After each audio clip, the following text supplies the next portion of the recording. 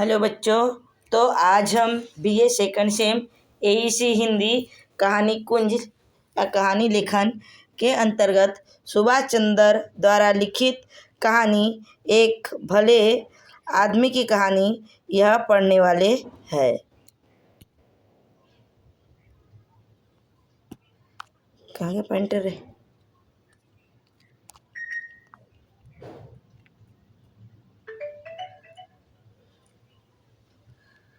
पापा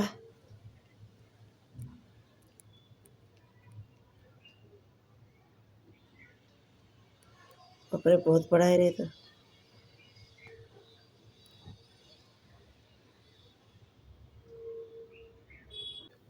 तो एक भले आदमी की कहानी, इसमें यह कहानी एक दयालु भले और समझदार आदमी की कहानी है। वह आदमी इतना दयालु था कि सूरज को जल भी चढ़ाता तो वह गर्म होता था कि कहीं सूरज भगवान को जुकाम ना हो जाए। इतना भला था कि बैडमिंटन खेलता था तो शटल को जोर से नहीं मारता था कि कहीं उसे चोट न लग जाए।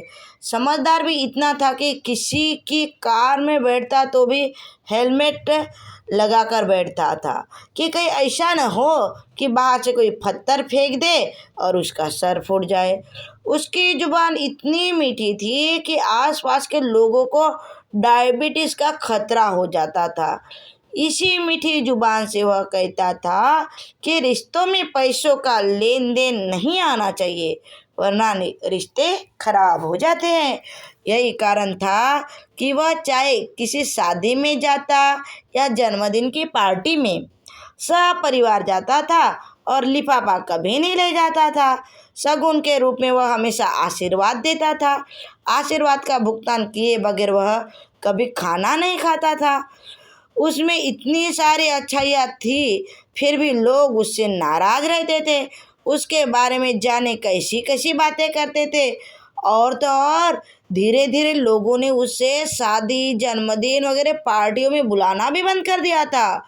वह कहीं दिख जाता तो लोग कतरा कर निकल जाते। सामने ही पड़ जाए तो बात अलग थी। उस समय दुआ सलाम करना मजबूरी हो जाती थी।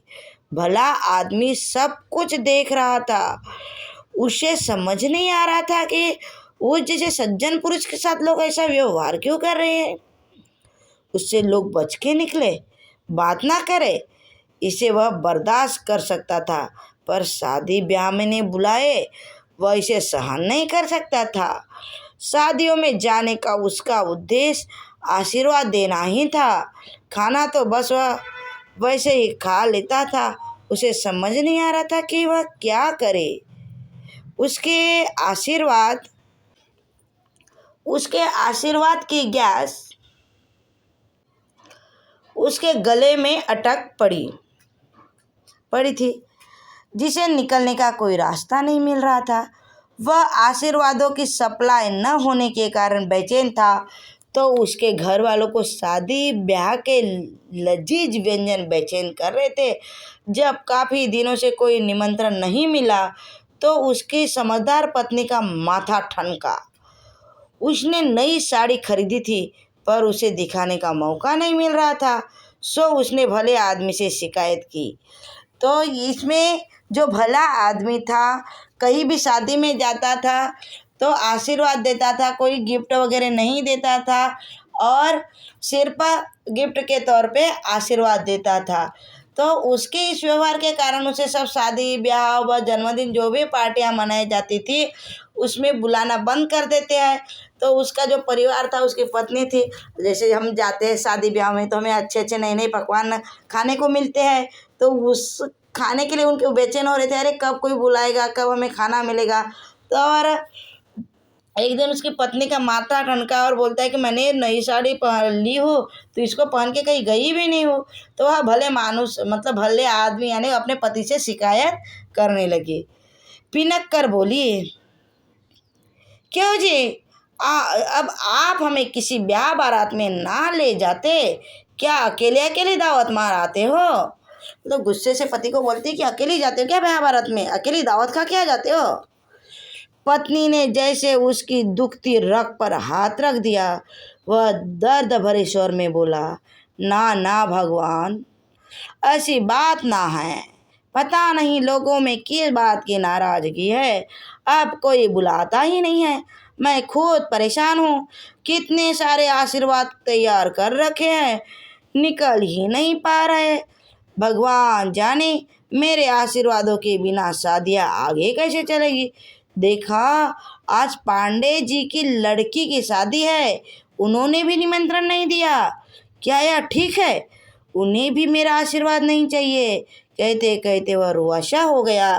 तो जो पांडे जी की लड़की की शादी थी उसमें भी उसको बुलाया नहीं गया था, और ऊपर से पत्नी ने अकेले जाते हो दावत खाते हो कह दिया, तो वो सब बातें सोचकर और कोई बुलाते नहीं इस विचार से वह रुआशा ने रोने जैसी उसकी सूरत हो गई। पत्नी समझदार थी, उसकी पीड़ा समझ गई। वह बोली, देखो जी, पांडे जी ने हमें नहीं बुलाया तो क्या हुआ, शादी ब्याह में 1000 काम होते हैं, हो सकता है वे भूल जाए, पर आप तो अपना कर्तव्य मत भूलो। आपको तो उनकी खुशी में साथ निभाना चाहिए। यह बात भले आदमी की समझ में आ गई।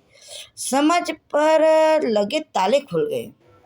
उसने सोचा, सही बात है, लोग निमंत्रण देना भूल जाए तो क्या, मैं तो आशीर्वाद देना याद रखूं। उसने कुछ देर और सोचा, फिर पत्नी से कहा, जाओ बच्चों के साथ तैयार हो जाओ, पांडे जी की लड़की की शादी में जाना है। पत्नी प्रसन्न हो गई। उसकी नाक को शादी के लजीज व्यंजन की महक आने लगी। नई साड़ी में गोलगप्पे दूंघती हुई उसकी सेल्फी कैसी आएंगी, यह सोचती हुई बच्चों और खुद को तैयार करने चली गई। उधर भला आदमी दिमाग के डिक्शनरी में से उन शब्दों को खोजकर अलग करने लगा जो बिना निमंत्रण के कहीं जाने पर प्रयोग में आते हैं। थोड़ी देर में उसके दिमाग में 50 शब्द आ गए। अब वह निश्चिंत हो गया। तो पत्नी के बोलने पे वो भूल गया होगा कार्ड देना, तो भले मानुस को भी, भला जो आदमी था उसको भी यह बात ठीक लगी, और पत्नी को बोलता है कि तुम भी तैयार हो जाओ और बच्चों को भी तैयार करो। तो इस प्रकार से वो तैयार करने के लिए बोलते हैं, और पत्नी की नाक में इधर तैयारी कर रही तो उधर व्यंजनों की महक आने लगती है। फिर बोलती है कि मैं नई साड़ी पहनूंगी, गोलगप्पे खाते हुए कैसी लगूंगी, सेल्फी कैसी लगेगी। इस प्रकार से वह इमेजिन करने लगती है। और ये जो भला आदमी था वह मतलब बिना निमंत्रण के जा रहे हैं तो कौन सा आशीर्वाद देना है अपने डिक्शनरी में देखने लगते हैं, और उसको 50 शब्द आ जाते हैं। तो इस प्रकार घंटे भर बाद वह अपनी नई शादीशुदा पत्नी और शादीशुदा पत्नी और 4 बच्चों के साथ पांडे जी की बिटिया की शादी में पहुंच गया। सामने ही पांडे जी खड़े थे। भले आदमी को देखकर वह चौंके। कुछ कहने ही वाले थे कि भले आदमी ने उन्हें रोक दिया। ना ना ना, कुछ मत कहो पांडे जी, हम सब समझते हैं, शादी ब्याह के 1000 काम होते हैं, निमंत्रण देना भूल गए होंगे, पर हम कैसे भूल सकते हैं, हमारे आपके इतने पुराने संबंध है। फिर जैसी आपकी बिटिया वैसी हमारी बिटिया, भला उसके ब्याह में हम कैसे ना आते, सो आशीर्वाद देने चले आए। अब पांडे जी के पास हूँ हाँ करने और खिसे निपोरने के अलावा चारा क्या था। उन्हें इसी में व्यस्त छोड़कर भला आदमी आगे बढ़ गया, वही जहाँ उसके आशीर्वादों को इन्वेस्ट किया जा सकता था, मतलब स्टेज पर। उसने पहले जाकर पांडे जी की बिटिया को ढेर सारे आशीर्वाद दिए, उसके और दूल्हे के सर पर हाथ रखकर फोटो खिंचाए। इस कार्यक्रम की समाप्ति के बाद वह मय परिवार खाने की मेज़ों की ओर बढ़ गया। वहाँ से वापसी तभी हुई जब डकारों ने यह बताना शुरू कर दिया कि अब पेट के गोदाम में तनिक भी जगह नहीं बची है, ज़्यादा ठूसने पर टंकी फट भी सकती है। तो जब वो भला आदमी दूल्हा दुल्हन को आशीर्वाद दे देते हैं, फिर इधर खाने की लाइन में जाते, फ़ोटो वगैरह सब खिंचवाने के बाद, तो वहाँ बहुत ज़्यादा भीड़ रहती है, टंकी ठूसने पर फट जाएंगी, इस प्रकार से सब बातें हो रही थी वहाँ। उसी रात भले आदमी को अच्छी नींद आई। आखिर उसे आशीर्वादों की खपत का नया रास्ता जो मिल गया था। काफ़ी दिन तक आशीर्वादों का स्टॉक ऐसे ही काम आता रहा। तो इतना खाया कि उसको मस्त नींद भी आई थी सब। तो आशीर्वादों का स्टॉक ऐसे ही उसका काम चल जाता था। वह बिना बुलाए सब परिवार समारोह में जाता, पहले बधाई और आशीर्वाद का भुगतान करता, फिर भोजन के साथ न्याय करता। धीरे धीरे पूरे शहर में उसके इन क्रियाकलापों की धूम मच गई। लोग उसके बारे में तरह तरह की बातें करने लगे, पर उसे फर्क नहीं पड़ा। वह बदस्तूर आशीर्वाद बांटता रहा। आशीर्वाद के भुगतान के बाद सब परिवार दावतें खाता रहा। उस शाम को भी ऐसा ही हुआ। शहर के रईस श्रीवास्तव जी के पोते के जन्मदिन की पार्टी थी। वह हर साल बड़ी धूमधाम से पोते का जन्मदिन मनाते थे। इस बार तो उन्होंने शहर का सबसे बड़ा बैंक्वेट हॉल बुक किया था, जिसकी प्रति प्लेट कीमत ही 3,000 रुपये थी। पता चला कि वहाँ सैकड़ों तरह के व्यंजन बनने वाले थे। मिठाई की ही दर्जनों वैराइटीज थी। तो जो शहर के पांडे जी के शादी, लड़की की शादी में जाके तो खा खो के आ जाते आशीर्वाद दे के। फिर वो जो रईस थे श्रीवास्तव जी, उनके पोते का जन्मदिन था, तो वहाँ 3,000 एक प्लेट का कीमत था। अनेक प्रकार के व्यंजनों की भी वैरायटी थी। ये सब सुनने के बाद, इतना जानने के बाद, तो भले आदमी को वहाँ जाना ही था। सो उसने आशीर्वादों की कई सारी वैरायटी साथ ली और ठीक समय पर पत्नी और चारों बच्चों के साथ कार्यक्रम की शोभा बढ़ाने पहुँच गया। कार्यक्रम स्थल बहुत शानदार ढंग से सजा था। श्रीवास्तव जी अपनी श्रीमती जी के साथ मेहमानों का स्वागत कर रहे थे। उन्होंने जो भले आदमी को उधर आते देखा तो उनकी आत्मा जरूरत से ज़्यादा प्रसन्न हो गई। इसी प्रसन्नता में उन्होंने भले आदमी की फौज के सिपाही गिने, पूरे 6 थे। उन्होंने हिसाब लगाना शुरू कर दिया कि उन्हें भले आदमी का आशीर्वाद कितने का पड़ने वाला था। हिसाब ने बताया कि आशीर्वाद पूरे 18,000 का पड़ रहा है। उनने सोचा कि सौदा जो है वह काफ़ी महंगा है। यह सोचते ही उन्हें अपने छोटे बेटे मन्नू की याद आई। ऐसे मौक़ों पर मन्नू ही काम आ सकता है।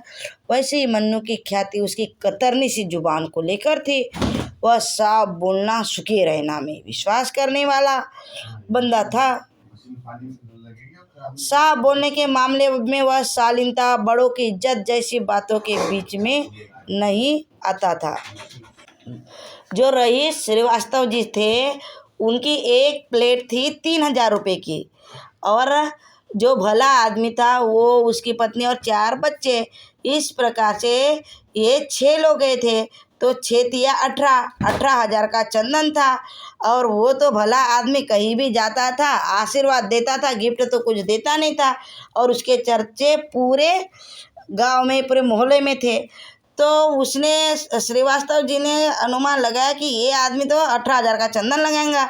इसलिए उसका जो छोटा बेटा था मन्नू, उसको वो एकदम तीखी जबान वाला था, तो इसलिए उसको बुलाता है। और वो कहाँ गया रे? अंकल रुको तो, आप तो घुसे ही जा रहे हो। ये बताओ कि आपको बुलाया किसने था? उसने प्रश्न की गोल सीधी दाग दी। सुनते ही भला आदमी बका गया। किसी तरह हकलाते बोला, बेटा वो श्रीवास्तव जी।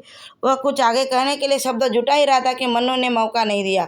अंकल मैं जानता हूँ आपको पापा ने नहीं बुलाया, सारे इनविटेशन मैंने ही बांटे हैं, आपका नाम उनमें नहीं था।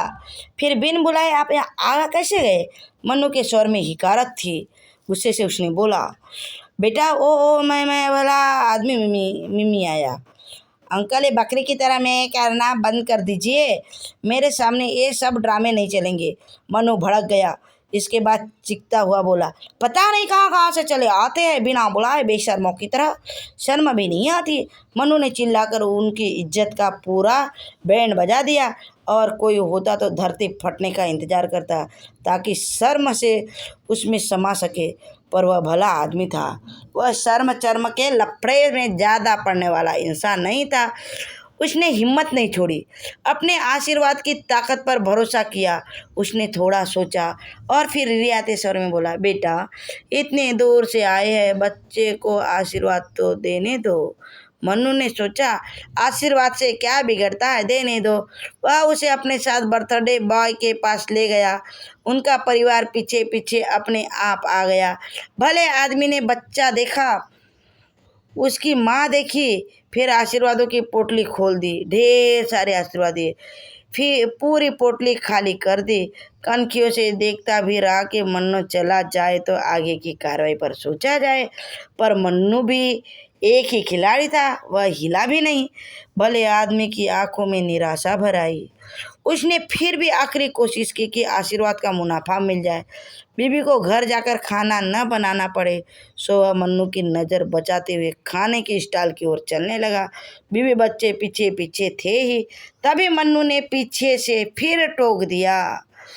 मतलब भला आदमी आशीर्वाद देता है और मन्नू की नज़र बचाकर खाने की ओर जाता है, तभी मन्नू पीछे से टोक देता है।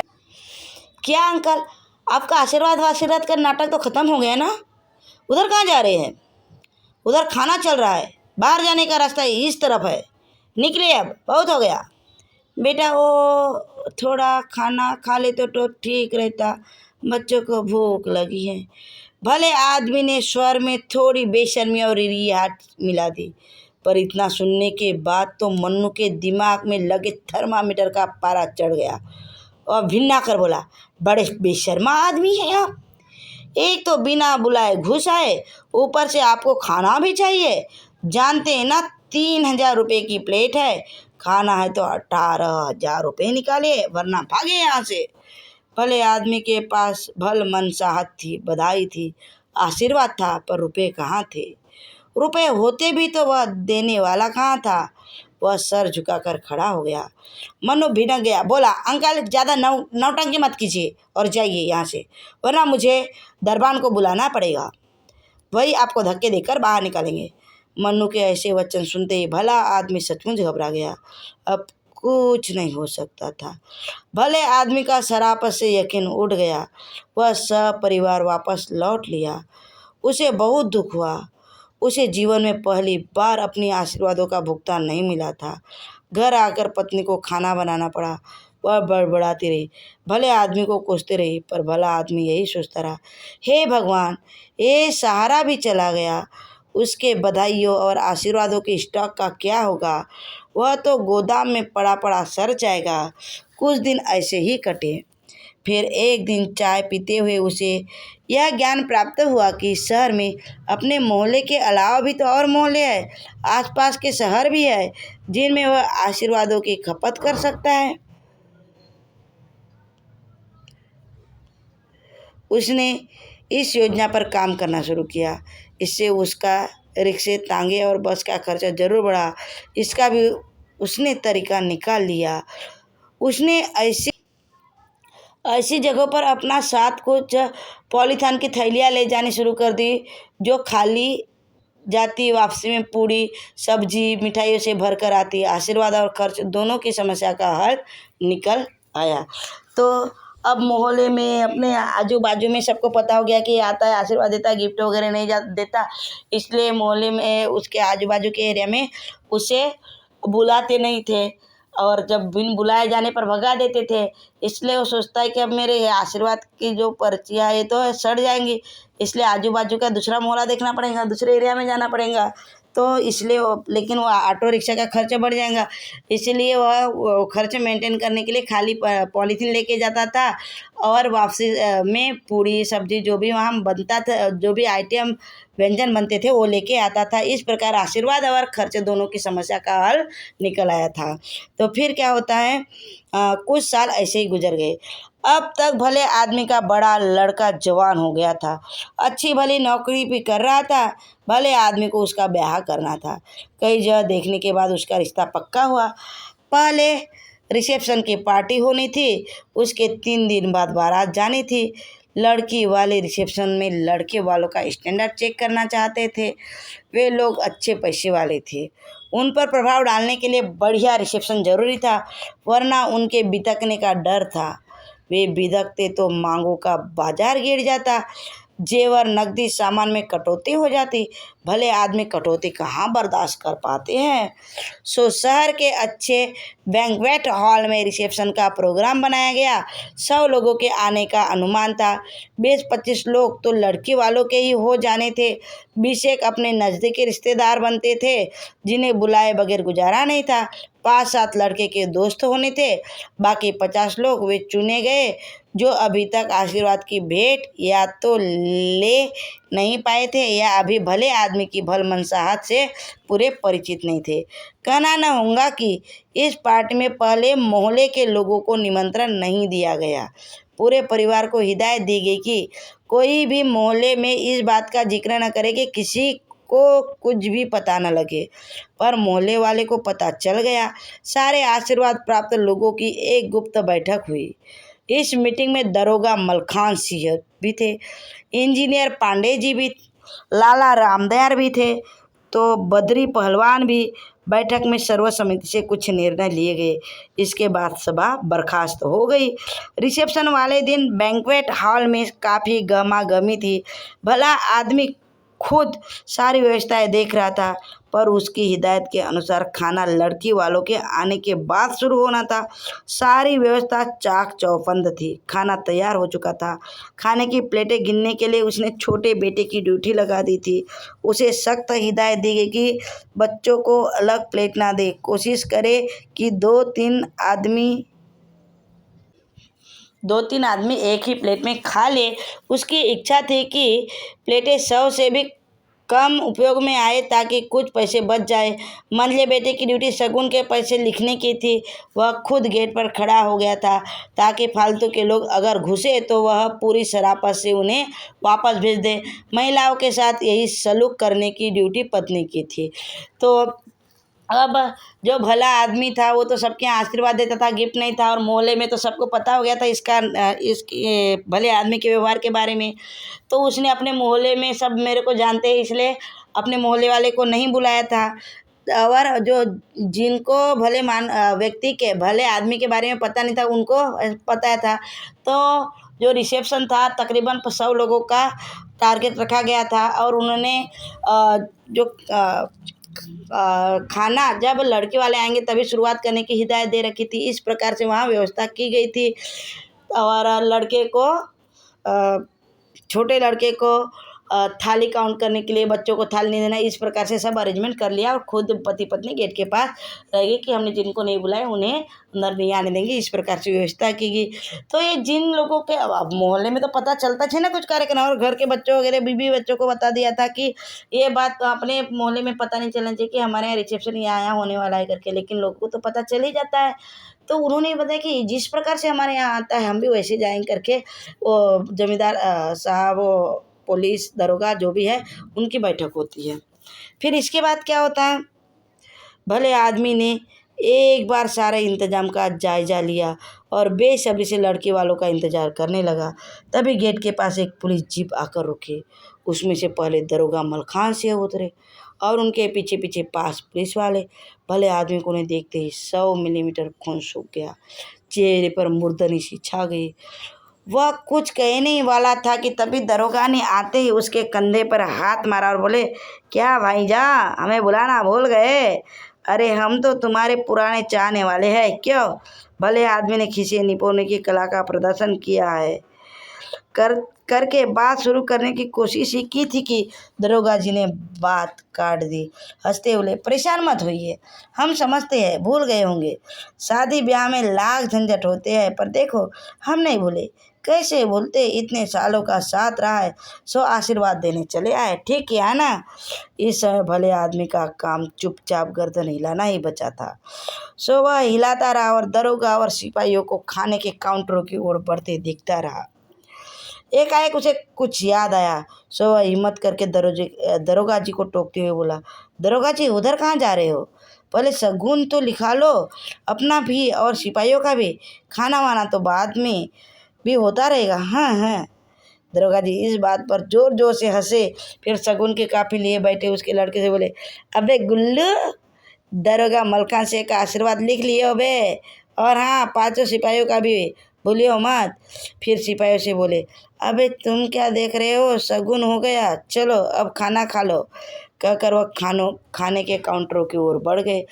यह भले आदमी की इच्छा बुरा आदमी बनकर उसकी पिटाई करने की हुई, पर उसका हँसना सोचते ही वह फिर से भला आदमी बन गया और चुपचाप प्लेटों का हिसाब लगाने लगा।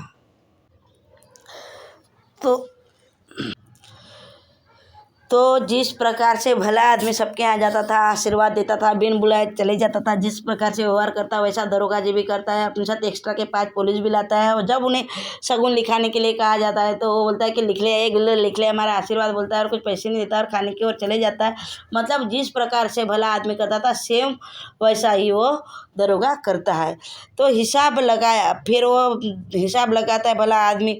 दरोगा जी और सिपाहियों का आशीर्वाद उसे पूरे 6,000 का पड़ने वाला है। मतलब वो 5 और एक 6, मतलब एक प्लेट 1,000 रुपये की, और 6 लोग हो गए तो 6,000 की। इस प्रकार से 6,000 का खर्चा पड़ने वाला है। अभी वह नुकसान की भरपाई का जुगाड़ बैठा ही रहा था कि तभी मोहल्ले के बीरपाल, श्रीवास्तव जी, रामवीर जी, भाटी साहब आते दिखाई दिए। उसकी आत्मा कलप गई। वह भिनक कर बोला, कहिए कैसे आना हुआ, आपको बुलाया किसने था? पांडे जी हंसते हुए बोले, अरे साहब, अपने मोहल्ले के लड़के की शादी है, हम भला कैसे ना आते, सो बस आशीर्वाद देने चले आए, कहकर वह साथियों समेत खाने की टेबल की ओर बढ़ गए। भले आदमी का गुस्से के मारे बुरा हाल हो गया। उसमें हिंसा की प्रवृत्तियां सर उठाने लगी। वह अपने लड़कों से कहकर उन्हें धक्के मारकर बाहर निकलवाने ही वाला था कि तभी उसने भीड़ का एक रेला अंदर घुसते देखा।